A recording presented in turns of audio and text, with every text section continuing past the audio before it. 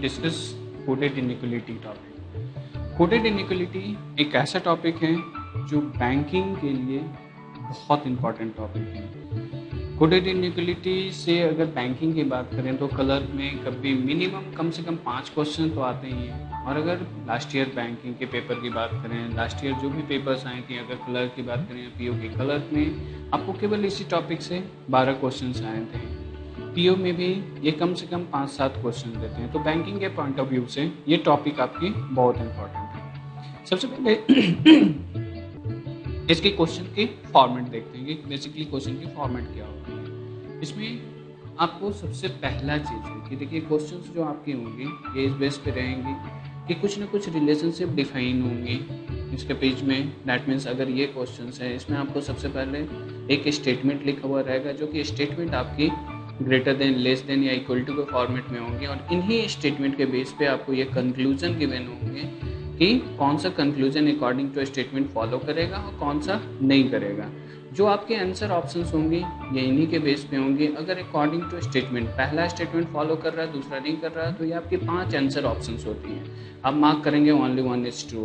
अगर पहला नहीं कर रहा है, दूसरा कर रहा है, तो आप मार्क करेंगे ओनली 2 इज ट्रू। अगर आइदर की सिचुएशन आएगी देन आइदर की कंडीशन आप मार्क करेंगे। अगर दोनों फॉलो नहीं करेंगे तो आप मार्क करेंगे नीदर 1 नॉट 2। और अगर दोनों फॉलो करेंगे दैट मीन्स आप मार्क करेंगे बोथ फॉलो।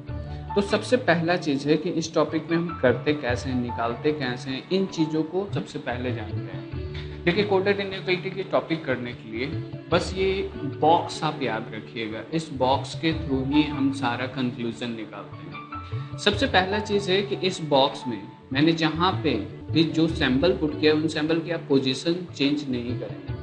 यहाँ पे मैंने ग्रेटर देन इक्वल टू रखा, यहाँ लेस देन इक्वल टू रखा, यहाँ ग्रेटर देन या लेस देन, बीच में इक्वल टू और नॉट इक्वल टू। अब देखिए इस बॉक्स में हम 5 प्रोसेस करते हैं। वो 5 प्रोसेस क्या होता है ये सबसे पहले जानते हैं। इन्हीं 5 प्रोसेस से आपका ये सारा का सारा कंक्लूजन निकलता चला जाएगा। तो सबसे पहले इन 5 प्रोसेस को देखते हैं। सबसे पहला कंडीशन है कि अगर आपका ये दोनों साइन आए, ठीक है, तब फाइनल कंक्लूजन आपका नीचे वाला यानी ग्रेटर देन होगा। और अगर ये दोनों साइन आए तब भी आपका फाइनल कंक्लूजन नीचे वाला यानी लेस देन होगा। ये कहने का ये मतलब है कि अगर मैं बोल रहा हूँ कि x is greater than y और y is greater than equal to z है। अब सिंपल अगर मैं बोल रहा हूँ कि x और z के बीच में मैथमेटिकली कंक्लूजन क्या निकलेगा, तो x is greater than y और y is greater than equal to z। अब अगर मैथमेटिकली देखेंगे तो x और z के बीच में जो आपका कंक्लूजन निकलेगा वो दैट इज ग्रेटर देन आएगा। यही चीज़ मैं आपको बोल रहा हूँ कि आपको मैथमेटिक्स नहीं भी पता तो simple greater than equal to यानी ये वाला साइन आपको दिख रहा है, ग्रेटर देन यानी ये वाला साइन दिख रहा है। जब मैंने बोला कि जब ये दोनों साइन आपको दिखेगा तो फाइनल कंक्लूजन नीचे वाला है यानी ग्रेटर देन, यही आपकी ग्रेटर देन है। ठीक है, अगर मैं बोल रहा हूँ कि x is less than equal to y है, y is less than z है, दैट मीन्स x और z के बीच में आपका कंक्लूजन क्या निकलेगा, less than equal to, that means ये साइन, और लेस देन दैट मीन्स ये साइन। अगर ये दोनों साइन आएगा तो मैंने बोला कि फाइनल कंक्लूजन नीचे वाला यानी लेस देन होगा, दैट मीन्स यहाँ पे लेस देन आएगी। तो ये पहला चीज़ कि अगर ये दोनों साइन आए तब भी फाइनल कंक्लूजन नीचे वाला, और अगर ये दोनों साइन आए तब भी आपका फाइनल कंक्लूजन नीचे वाला होगा। ये पहला कंडीशन है। दूसरा कंडीशन है कि हम इंटरचेंज इस सैंपल का इस सैंपल के साथ करेंगे और इस सैंपल का इस सैंपल के साथ करेंगे। इंटरचेंज करने का ये मतलब है कि अगर मैं बोल रहा हूँ कि x is greater than y है, देन ऑब्वियस सी बात है कि y is less then x होगा। अगर x बड़ा है y से तो ये ऑब्वियस सी बात है कि y छोटा है x से।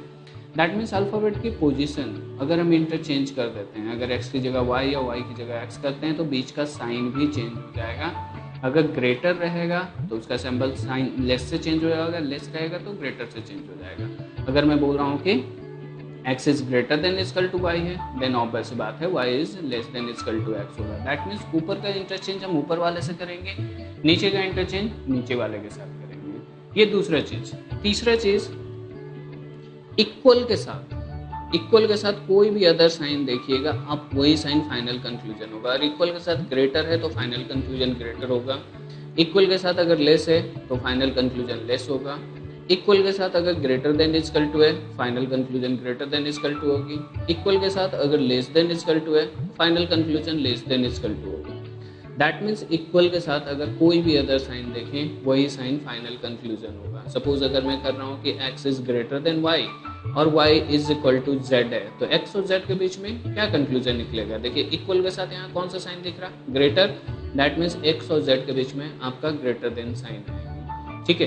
दैट मीन्स इक्वल के साथ आप कोई भी अदर साइन देखें वही साइन आपका फाइनल कंक्लूजन होगा। ये तीसरा चीज। नाउ चौथा चीज, सेम साइन हमेशा सेम रह जाएगी। अगर दो ग्रेटर है फाइनल कंक्लूजन ग्रेटर होगा, दो लेस है तब भी फाइनल कंक्लूजन लेस होगा, दो ग्रेटर देन इक्वल टू है तब भी final conclusion greater than equal to ही होगा, दो लेस देन इक्वल टू है तो final conclusion less than equal to होगा, और अगर दो इक्वल टू भी है तब भी आपका फाइनल कंक्लूजन इक्वल टू ही होगा। यानी सेम साइन आपके सेम रह जाएगी। और फाइनल और अंतिम चीज, ये चार चीज मैंने बोला आपको कि अगर ये ग्रेटर देन इक्वल टू और ग्रेटर देन अगर हो, फाइनल कंक्लूजन नीचे वाला यानी greater, less than equal to और लेस देन हो, फाइनल कंक्लूजन लेस देन। ये पहला चीज। दूसरा चीज, इंटरचेंज नीचे वाले का नीचे के साथ करेंगे, ऊपर वाले का ऊपर के साथ करेंगे। अगर ग्रेटर है तो लेस से चेंज होगा, लेस है तो ग्रेटर से, ग्रेटर देन इक्वल टू है तो लेस देन इक्वल टू के साथ, लेस देन इक्वल टू है तो ग्रेटर देन इक्वल टू के साथ चेंज होगा। तीसरा चीज मैंने ये बोला कि इक्वल के साथ कोई भी अदर साइन देखिएगा वही साइन आपके फाइनल कंक्लूजन होगी। और फोर्थ, सेम साइन सेम रह जाएगी, ठीक है। और पांचवा और अंतिम चीज, दोनों डायगोनल,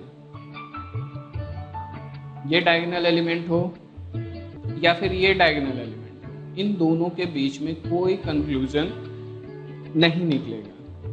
ये करने का ये मतलब है कि अगर मैं बोल रहा हूँ कि x is greater than y है, y is less than equal to z है, तो x और z के बीच में कंक्लूजन क्या निकलेगा? आप देखिए मैथमेटिकली इन दोनों के बीच में आप कोई कंक्लूजन नहीं निकाल सकते इन दोनों के बीच में, क्योंकि ये डायगोनल एलिमेंट, ये ग्रेटर और ये लेस देन इक्वल टू आ रही है। दैट मीन्स ये वाला डायगोनल पेयर आपको दिख रहा, या तो ये डायगोनल पेयर दिखे या ये डायगोनल पेयर दिखे, इन दोनों के बीच में आप कोई कंक्लूजन निकाल नहीं सकते हैं। या फिर दोनों स्टेट एलिमेंट्स, ये स्टेट एलिमेंट्स ऊपर वाला या फिर ये स्टेट एलिमेंट्स नीचे वाला, इन दोनों के बीच में भी आप कोई कंक्लूजन नहीं निकाल सकते हैं। अगर मैं बोल रहा हूँ कि x is greater than y है, y is less than z है, तो x और z के बीच में कंक्लूजन क्या निकलेगा? देखिए ग्रेटर देन और लेस देन, ग्रेटर देन और less than, that is state elements, इन दोनों के बीच में भी हम कोई कंक्लूजन नहीं निकाल सकते। तो इन्हीं पांच चीज़ों का हम ये पूरे कोडेड इनइक्वालिटी में यूज करते हैं। फिर से मैं रिपीट कर रहा हूँ,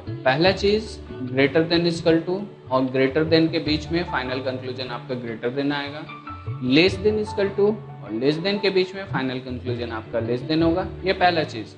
दूसरा चीज इंटरचेंज, हम अगर ग्रेटर का हो तो लेस से इंटरचेंज करेंगे, लेस हो तो ग्रेटर से चेंज करेंगे, ग्रेटर देन इक्वल टू हो तो लेस देन से चेंज करेंगे, लेस देन इक्वल टू से, और लेस देन इक्वल टू हो तो ग्रेटर देन इक्वल टू से चेंज करेंगे। तीसरा चीज, इक्वल के साथ कोई भी अदर साइन देखिए वही साइन आपका फाइनल कंक्लूजन होगा। और चौथा, सेम साइन हमेशा ही सेम रह जाएगी। और फाइनल और अंतिम, दोनों डायगोनल और दोनों स्टेट एलिमेंट्स के बीच में कोई रिलेशन नहीं। अब सिंपल क्वेश्चन से देखते हैं कि क्वेश्चन में हम इस बॉक्स को यूज कैसे करते हैं।